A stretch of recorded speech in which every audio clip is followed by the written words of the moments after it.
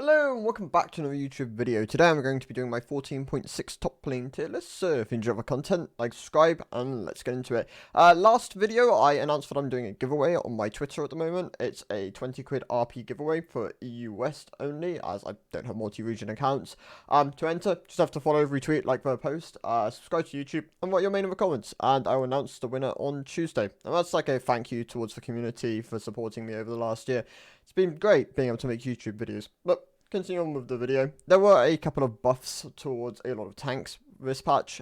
We saw the likes of Cho, Ornn, Shen, Sion getting buffed, which has kind of shaken up the top lane meta a bit. Champs like these getting popular tends to alter some of the other champs win rates. The likes of Vayne, Fiora are very solid answers to a lot of tanks, and thus they gain from this. Gwen, another one for example. Cho being the first one, he received a bit more E damage. His W cooldown went down a bit early game, so he gets access to those later points of W earlier on. He gets a bit more E damage. It helps the grasp, the Hail of Blades builds, definitely. He's able to trade a lot more effectively, especially if you are putting points into the E ability, which I would very much recommend doing again. If you are Q maxing at the moment, it is definitely kind of a choice, because Q max can work and function quite well with AP variants. Yeah, the E tends to be what you want to go with tank builds, so yeah, Cho gonna be moving up to the A tier. He deserves it. He's in a considerably better spot. I wouldn't put him too far up the A tier. He's still kind of in the mids. He struggles being more of a low elo skewed champion, but yeah, he's a solid low to mid elo pick. Ornn is going to stay within the B tier. The changes were very placebo. If anything, he just moves towards the high end of the B tier. It gives access to some of those later points earlier on. But in Ornn's case, he maxes E second. Cho'Gath's case, he maxes W third. It doesn't really open up the ability to put points in Q, as like your second max. That is still very much bait at the moment. But it is nice to have. He gets a bit of power from this, so yes, moving up towards the high end of the B tier. Moving on, so Shen is going to stay within the A tier. The passive changes were nice. They weren't huge. They just allow access to it for more frequently. Being able to have shield rotating a bit more often definitely just helps with his trading, helps with his mid-game skirmishes, as that's where it got primarily buffed. And yeah, it's a nice change. So he moves up towards the high end of the A tier. He's still good at the matchups which he wants to be played into. The likes of Camille can be quite nice if you're able to drop your W before she gets her combo off. There are other matchups which you can kind of function in, and yeah, he can be good in those dynamics. Sion is going to move up to the A tier as like a low A tier pick. I'm kind of on the border between high B, low A. The thing with Sion is, which most people don't recognize very early on, is that Sion requires a lot of games to play well. Like, Sion is one of the harder tanks to play within the game. You have to understand the functionality of his passive. You have to be utilizing his Q, his E, his W, like, to output damage during a laning phase. You can't just auto sit through laning phases, like hold waves. You will get outscaled. Sion doesn't scale as well as he used to. He now scales a bit better with the changes, definitely. Getting a bit more max HP on that shield and a bit more Q damage later on in points on the ability definitely do help him. But yeah, just be careful. Make sure you're kind of like opting into different builds in the games you need them. Whether you are looking to carry, Titanic Hydra, Sterix, Sundered Sky are good options for you. If you're looking to go a bit tankier, of course, Sunfire's Heartsteel. These are options you still kind of want to go into. If you are looking to be main tank, then yes, Heartsteel is usually your best option. And yeah, he is a low A tier, high B tier tank. Put the games into him, and yes, you should find decent success. Tryndamere is going to move up to the A tier. Tryndamere received quite a bit of love this patch. He got a bit more attack speed. Navori gained 5 AD. And overall, these changes just make it easier for him to function later on into the game, especially at his Navori item power spike. And yeah, it puts him in a better spot, allows for more aggressive split pushing, allows him to take turrets faster. And it just helps with the things he needs, wants within the game. So yes, moving up towards the high end of the A tier. On the nerf side of things, so Briar, I've been nagged about this for a while, adding Briar to the top lane tier list.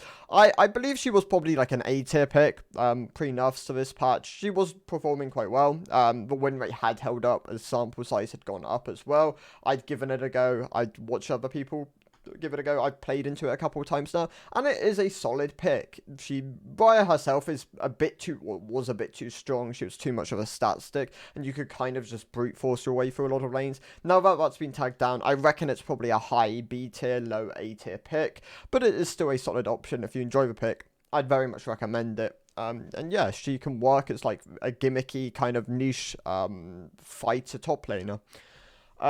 Moving on, so Volibear is going to move down to the B tier. I was never a fan of the Drain Tank Volibear build. I think it's very conditional. You need a lot of items to get going. So you're like, the way it works is you are taking a lot of resources from your team, was not really being able to output the same value back until you have like your 3-item core of Unending Despair, Winter's Approach, Spirit's Visage, and then you want like the Ingenious, and it just ends up being really conditional and takes too long to come online when you could be playing other tanks which spike a lot faster or have different mechanics which can like allow them to scale. Because Volibear, primarily you want to play him as like an early game dive tank. Like you want the value early game where he does a lot of damage, and you just don't really value his scaling as much as a lot of the other champs, where you don't really perceive him as being a scaling pick. And yeah, I was never a fan. He has been nerfed this patch. He's probably sat at like a high B tier, low A tier option. I would recommend playing him jungle if you do enjoy playing Volibear, but it's not bad in the top lane. You can still function. It hasn't really been heavily nerfed, so yes, he is a B tier pick here. Karma is going to move down to B tier, so Karma got hit pretty heavily this patch. Mid lane lost a lot of power. Top lane didn't lose as much, but still lost a significant chunk. She's probably sat like mid-low B tier now. Overall, she just lost the ability to rotate as many empowered Rs as she used to.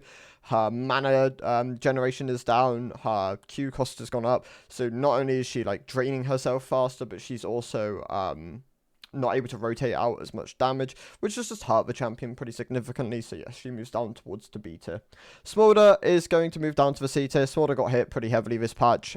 He lost a lot of power in his scaling. He lost a bit of safety on his E. The W went down a bit in width. And overall, these changes have just led him to lose a decent chunk of power. And it puts him down towards the C tier in the top lane. I'm not a fan of this champion personally. I think it encourages very degenerate playstyles of just waiting for 225 sacks every game and that just being your win con.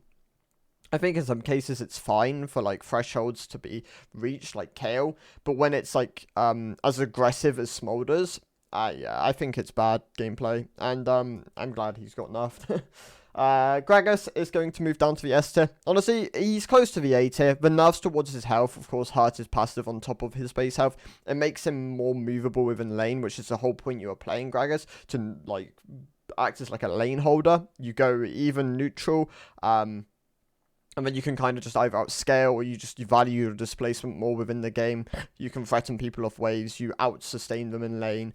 Of course, tagging the mana cost on your Q does hurt this playstyle. So he does lose a decent chunk of power from this. And now he finds himself within the S tier.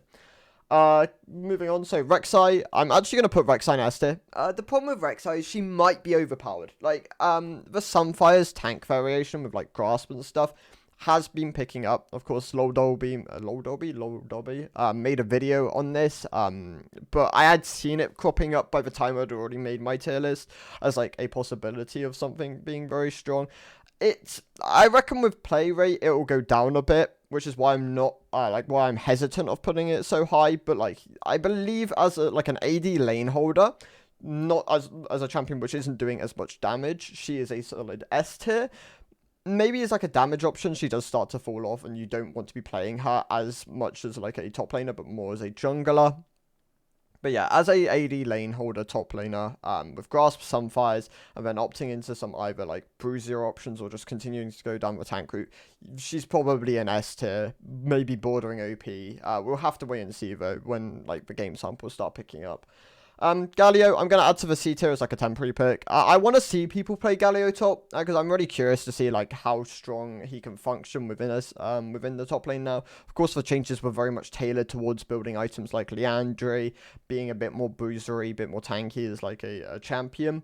And that should really help him within an environment like the top lane. There is a chance that he's weak on this patch at the moment, and that he will get buffed next patch, and then that should bring his power up in both mid lane, top lane, and support for the most part.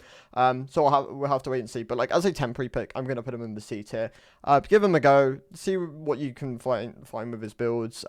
See what kind of tech you can come up with, and yeah, if you find anything, just comment down below and give me ideas, because I'd love to pick this champion up and see if it has success on it.